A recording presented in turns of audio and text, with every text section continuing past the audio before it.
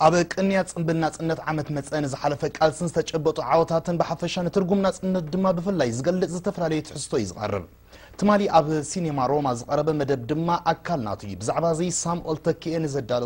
زدالو توصبت أب فرويني فتصوم كتعربيا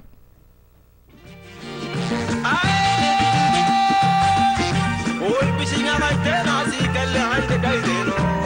ما تلقون سينولادي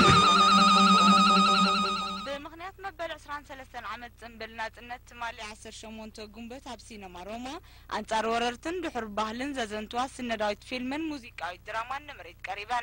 اتا موسيقاوي دراما حزب ኤርትራ መግዛት ጣሊያን ነመመካተን ውጥናቱን መፍሻልን ንዘርዓው ጀግንነት እታ ስነዳዊት ፊልም ድማ ብልዕሊ ደቂ አንስትዮን ዝፍጸም ባህላዊ ጣጥን በቃልሲ ዝመጠለውጥን ዝገልጻ በሐቀኛ ታሪክ ዝተመርከሰ ኮይነን በተዓዘብቲ አድናቆት ረኺበን ብዘይካዚ ንርዝነት ናጽነትን ተወፋይነትን ህዝብ ኤርትራ ዝገልጽ ዝተፈላልየ ብትል ዝተሰነየ ጣዕመ ዜማታትን ኮሜድን ቀሪበው ተመነየ ዝተጸብኽዎ መበል 23 ዓመት ጽምብል ናጽነት ኣብ ሃገረይ ምስ ህዝበይ ከሕልፎ መኻለይ ደስታይ ስማዕን ዝበለ ካብ ኒውዮርክ ሕብራት መንግስታት አሜሪካ ዝመጸ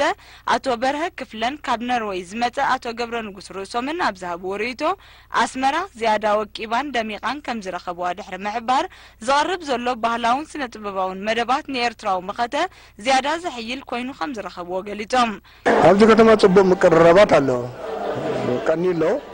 ثالثنا خنلو تعبدنا لنا نحن نخنا ركبنا مصينا صنبل بعلنا صنت ወይ ቅናትና ጽነት በጣም ጽባዋሎ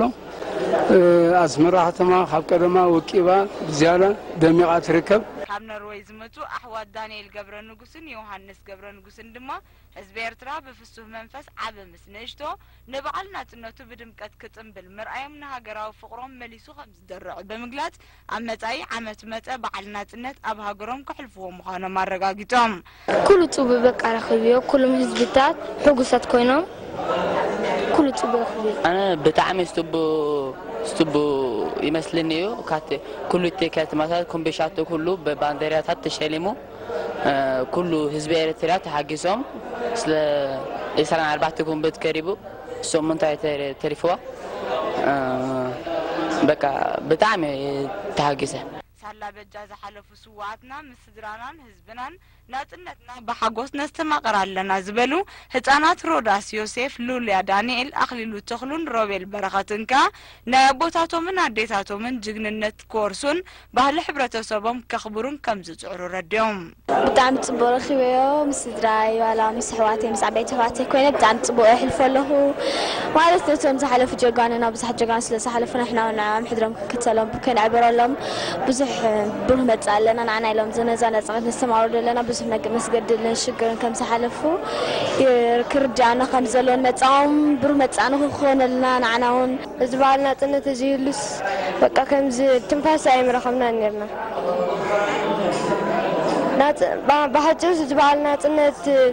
ዝባልና ጽነት ስንጽባሎ በጣም ጽባሎ ፈት ዓመት እንደበለጸ ይዝኸይ ዘሎ ጽቡቅ ከለ ማሕቅ ጽቡቅ